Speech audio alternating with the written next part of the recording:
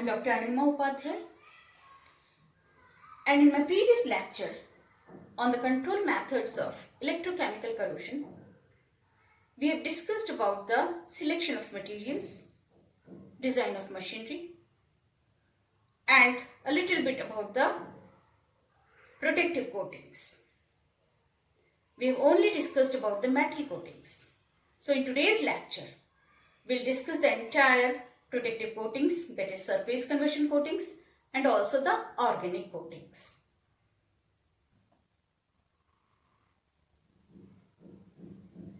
Here in the chart we can see the different methods for controlling the electrochemical corrosion. This we have also discussed in the previous lecture. So they are the names of various methods, and we have finished the selection of materials as well as the anodic and cathodic metal coatings under the protective coatings. So as we know, the inorganic coatings are of two types, metal and surface conversion coatings. Surface conversion coatings include anodizing, phosphating and chromating. So a question arises in our minds that what is a surface conversion coating? We can explain it as the conversion of the metal surface itself either into an oxide layer or a metal phosphate layer or a metal chromate layer. And the conversion of surface into such type of layers is called surface conversion coatings. These surfaces which are converted into oxide, chromate or phosphate layers are very strong, durable and very attractive, and therefore they find several commercial applications. So if the surface is converted into a thin artificial layer of an oxide, it is called anodizing.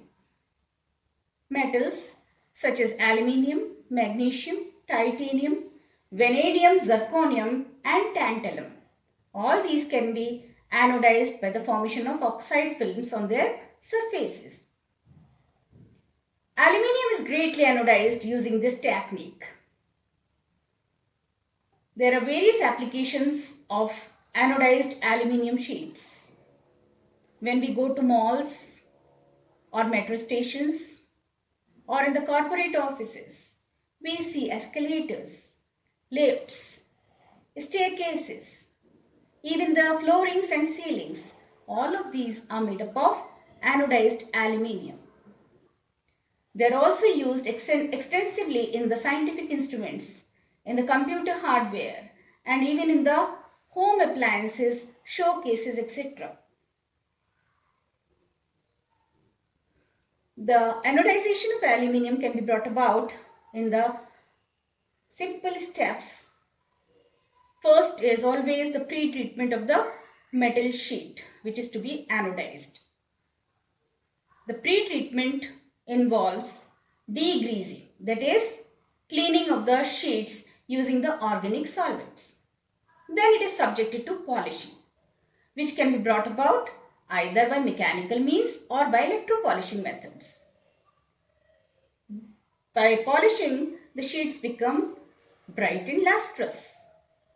These polished sheets are then made anode in the electrolytic cell, and the cathode is usually steel or copper. The bath or the electrolyte is an aqueous solution of 5 to 10% chromic acid or sulfuric acid and oxalic or phosphoric acid.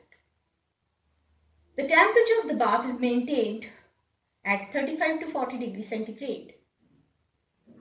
After immersing the electrodes in the bath, a potential is applied across the electrodes, which is gradually increased from 0 to 40 volts within 10 minutes of time.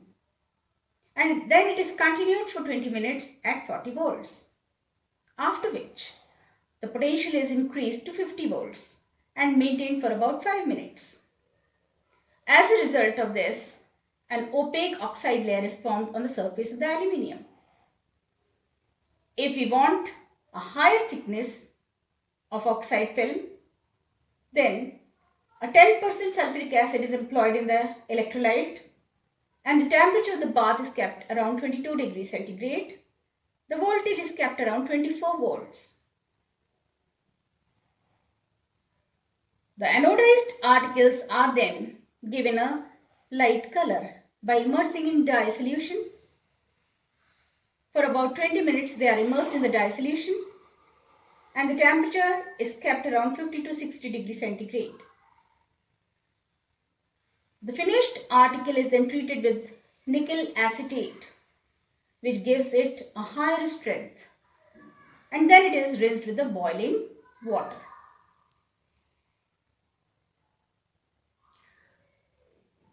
The phosphate coating, which is again a surface conversion coating, but it is not used as the final coat. It is actually the undercoat on the surface of the base metal. But the phosphate coating improves the corrosion resistance of the base metal and also improves the adhesion quality of the final coat on the base metal. The metals which are generally given the phosphate coatings are steel, iron and zinc. Aluminium, cadmium and tin are not usually coated with the phosphate coatings. The phosphate coatings involves 3 simple steps. First is the dissolution of the base metal into free metal ions. Second is the reaction of the free metal ions with the phosphate ions in the solution to form the metal phosphates. These metal phosphates are then deposited on the base metal. The phosphate coatings are given to car bodies, washing machines, refrigerators, steel furniture, steel almirahs, etc. The bath for the phosphate coating consists of a mixture of phosphoric acid, a metal phosphate and an accelerator. Copper nitrate is usually employed as an accelerator, which accelerates the coating process and also reduces the size of the deposit. The pH of the bath is maintained around 1.8 to 3.2 and the temperature of the bath during the electrolysis is maintained around 35 degrees centigrade.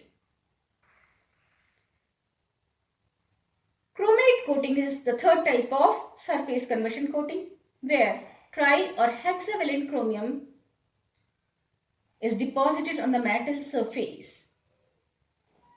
The characteristics of chromate coating are: these coats are non-porous, amorphous and have a better corrosion resistance than the phosphate coats.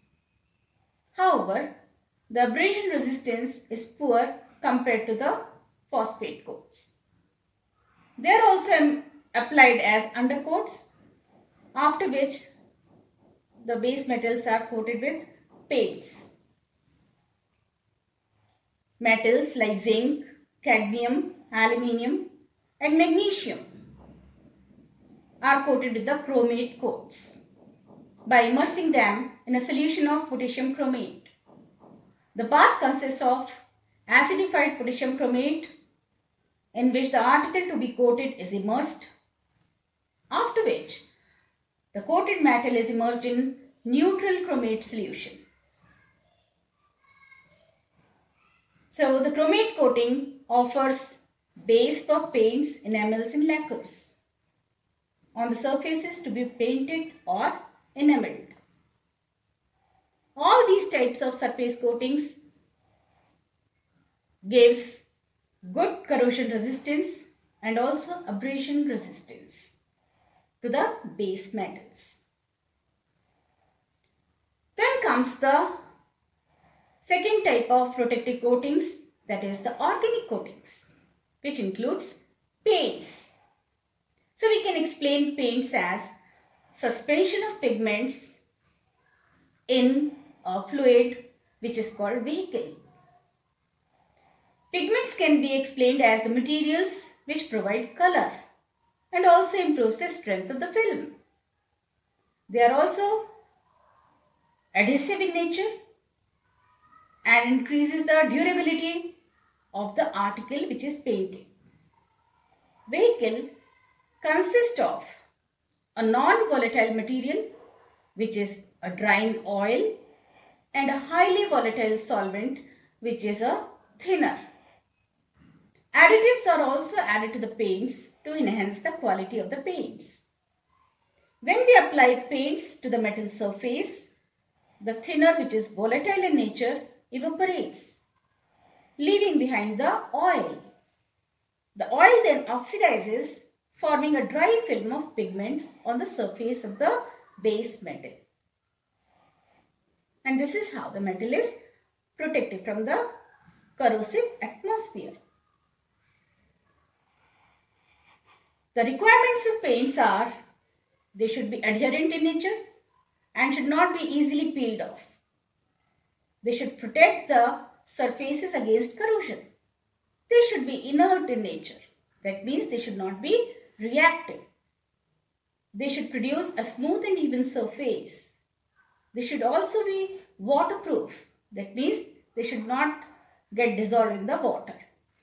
They should not be affected by sunlight and should spread with ease. And most importantly, they should produce shining and lustrous surface. The constituents of paints are pigments, which give color, fillers and extenders, so that they can spread with ease. Drying oils, which are very important because they oxidize, leaving behind the pigments. Dryers, so that the paint should dry quickly. Thinners, so that if the paint becomes solid, then they dissolve the paints in the vehicle again. And additives, which gives plasticity, and surfactants as well as catalysts are also added. The different types of paints are varnishes, enamels and lacquers, which are generally applied on the window panes, gates, doors, on various automobiles, wooden and steel furniture also are decorated with the help of paints and are protected from the electrochemical corrosion. So, in my next lecture, I would like to conclude the various methods which are employed for prevention of electrochemical corrosion. Thank you.